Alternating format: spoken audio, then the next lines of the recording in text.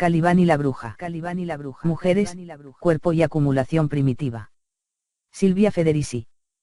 Traducción, Verónica Gendel y Leopoldo Sebastián Touza. Creencias diabólicas y cambios en el modo de producción. Debe afirmarse inmediatamente que, hasta el día de hoy, no hay respuestas seguras a estas preguntas.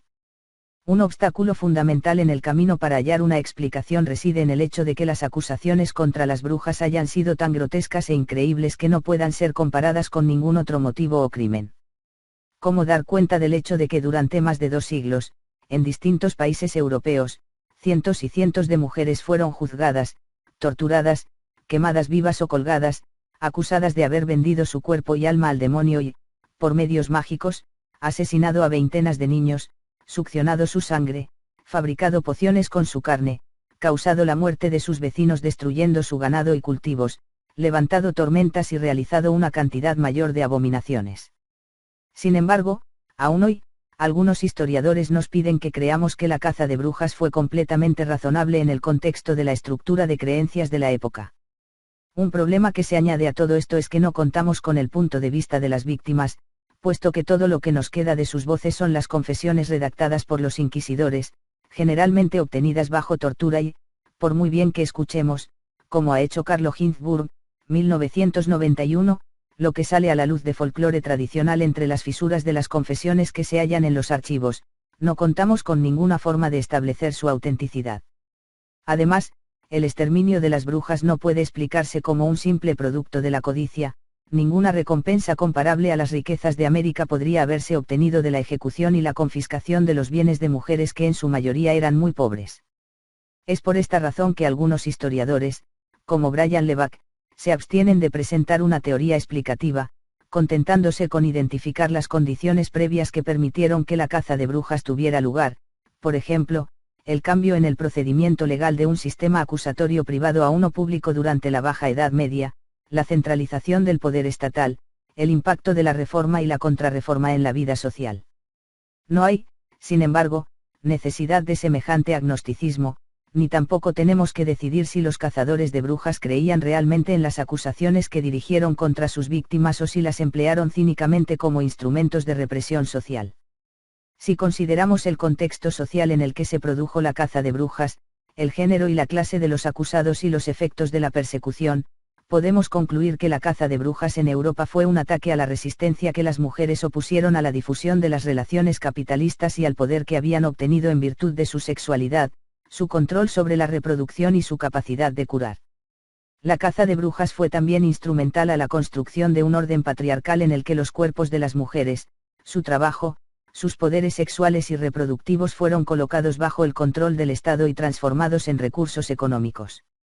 Esto quiere decir que los cazadores de brujas estaban menos interesados en el castigo de cualquier transgresión específica, que en la eliminación de formas generalizadas de comportamiento femenino que ya no toleraban y que tenían que pasar a ser vistas como abominables ante los ojos de la población.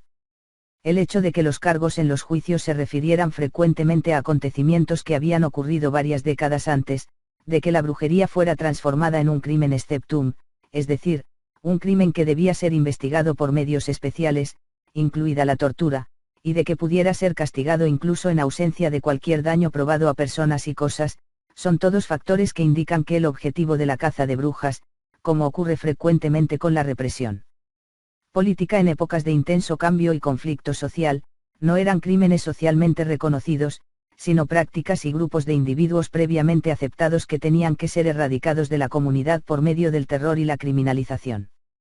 En este sentido, la acusación de brujería cumplió una función similar a la que cumple la traición, que, de forma significativa, fue introducida en el Código Legal inglés en esos años, y la acusación de terrorismo, en nuestra época.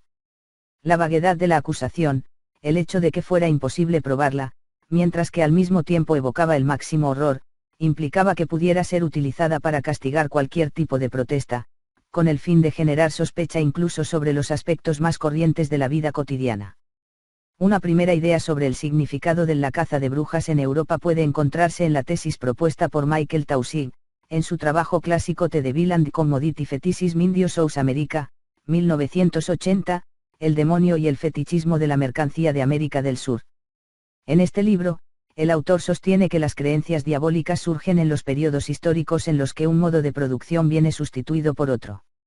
En estos periodos no solo se transforman radicalmente las condiciones materiales de vida, sino también las bases del orden social, por ejemplo, la concepción de cómo se crea el valor, que genera vida y crecimiento, que es natural, y que es antagónico a las costumbres establecidas y a las relaciones sociales. Taussig, 1980, 17 ISG.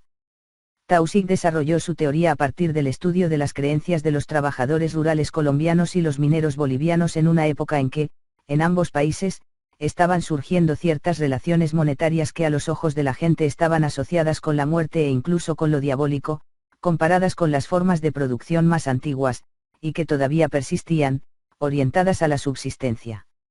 De ese modo, en los casos analizados por Taussig, eran los pobres quienes sospechaban de la adoración al demonio por parte de los ricos. Aún así, su asociación entre el diablo y la forma mercancía nos recuerda también que detrás de la caza de brujas estuvo la expansión del capitalismo rural, lo que supuso la abolición de derechos consuetudinarios y la primera ola de inflación en la Europa moderna. Estos fenómenos no solo condujeron al crecimiento de la pobreza, el hambre y la dislocación social, sino que también transfirieron el poder a manos de una nueva clase de modernizadores, que vieron con miedo y repulsión las formas de vida comunales que habían sido típicas de la Europa precapitalista.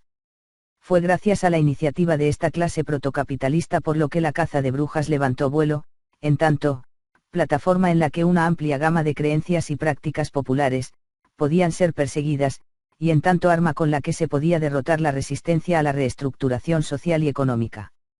Resulta significativo que la mayoría de los juicios por brujería en Inglaterra tuvieran lugar en Essex, donde la mayor parte de la tierra había sido cercada durante el siglo XVI, mientras que en las regiones de las Islas Británicas en las que la privatización de la tierra no se dio y tampoco formó parte de la agenda, no hay registros de caza de brujas.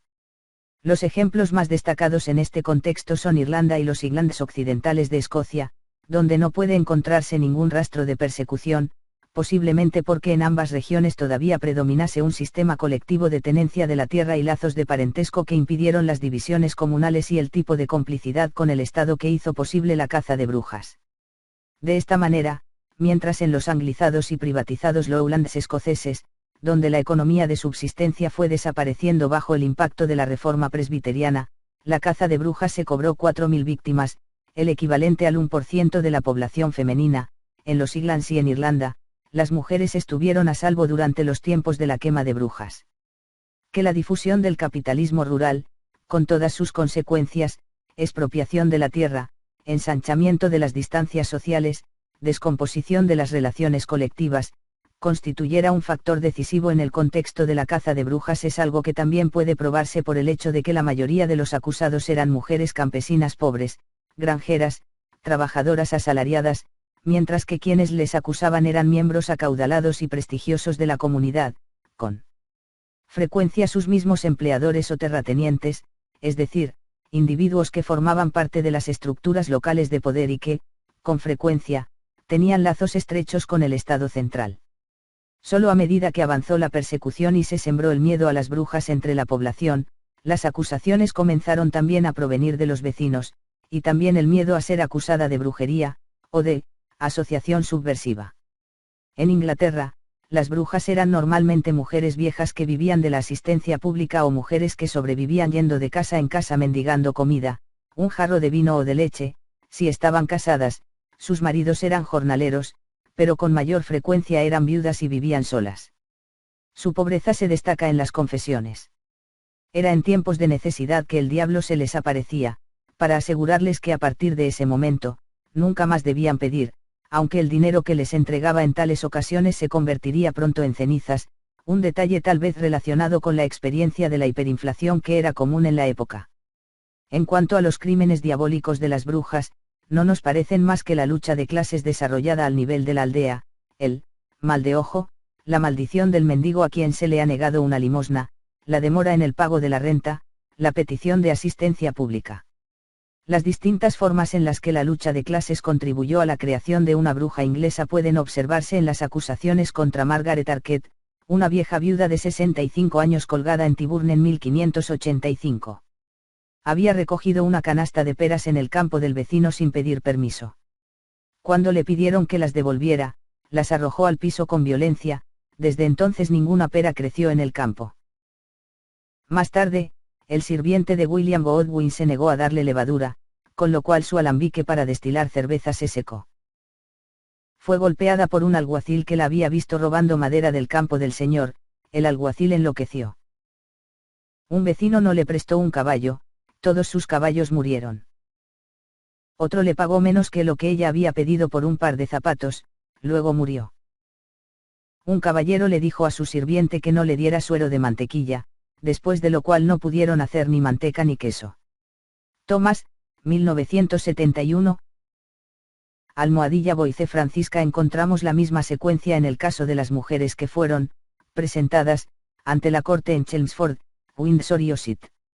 La madre Waterhouse, colgada en Chelmsford en 1566, era una mujer muy pobre, descrita como mendiga de torta o manteca y peleada con muchos de sus vecinos. Elizabeth Steele, la madre de Bell, la madre Margaret y la madre Dutton, ejecutadas en Windsor en 1579, también eran viudas pobres. La madre Margaret vivía en el hogar de beneficencia, como su presunta líder, la madre Seder, y todas salieron a mendigar. Se supone que tomaron venganza al ser rechazadas. Al negársele un poco de levadura, Elizabeth Francis, una de las brujas de Chelmsford, maldijo a una vecina que más adelante contrajo un fuerte dolor de cabeza.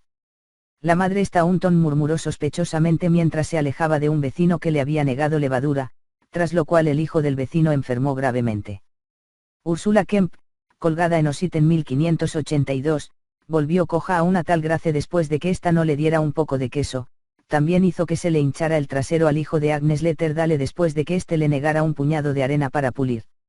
Alice Newman acosó mortalmente a Johnson, el recaudador de pobres, después de que éste se negara a darle 12 peniques. También castigó a un tal Butler, quien no le dio un pedazo de carne.